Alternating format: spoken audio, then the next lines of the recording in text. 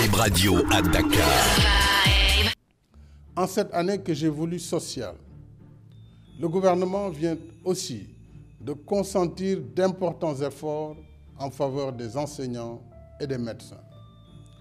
Ainsi en est-il de l'accord conclu avec les professeurs d'université pour la généralisation du système de retraite complémentaire. Dans le même esprit, j'ai décidé de la revalorisation de l'indemnité de logement allouée à tous les enseignants du pays.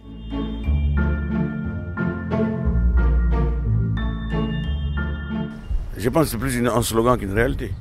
Dans la mesure où vous tous, en tant qu'acteurs sur le terrain, vous constatez que beaucoup de secteurs sont en ébullition, puisque les revendications sont là, intactes. Les engagements qui avaient été pris pour certains secteurs n'ont pas été respectés. Concernant le secteur de la santé, par exemple, dans le cadre d'André-Guessin, vous le savez très bien, que le SUSAS avait signé des accords depuis 2014. Ces accords ne sont pas respectés. S'il ajoute qu'il y a d'autres nouvelles revendications sont venues se greffer. Vous prenez des secteurs de la justice en ébullition. Et jusqu'à, je pense qu'ils ont annoncé d'ailleurs une grève illimitée ces jours-ci.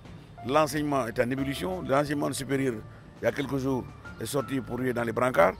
Donc l'un dans l'autre, cela prouve qu'en lieu et place, en tout cas de notre point de vue, d'une année sociale, nous avons une année de misère sociale. Mieux vaut tard que jamais. On peut toujours se rattraper s'il y a la volonté politique. C'est une question de volonté politique. Parce que les questions que nous posons, c'est un problème de choix politique. On ne peut pas dire qu'on investit dans tout l'argent qu'on prend, on le met dans la terre, on le met par-ci par-là, alors que le social, on l'ignore.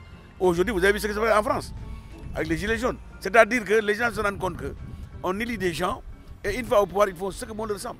Les attentes des populations, les attentes des travailleurs, ce n'est pas leur problème. Et ça, il faut que les travailleurs soient beaucoup plus mobilisés. Moi, ce que je déplore dans ce pays, c'est que nous avons combien de centrales syndicales qui sont là depuis des années, on ne les entend plus. On a fait des élections de représentatifs des centrales syndicales. Les plus représentatives, où est-ce qu'elles sont? Vous êtes des analystes, enquêtez. Qui est sorti premier, qui est sorti deuxième? Où est-ce qu'ils sont? Vous ne les entendez pas. Pourquoi? Parce que simplement, il y a une collision entre le pouvoir et ces centrales syndicales. Et c'est ça aujourd'hui, les syndicats de base qui luttent. Les centrales ont disparu de la circulation. Donc tout ça, ça va vous édifier sur la nature du régime que nous avons en place, qui préfère inhiber l'action revendicative par la corruption active, n'est-ce pas, en mettant des millions à la disposition de ces centrales pour qu'elles ne luttent plus.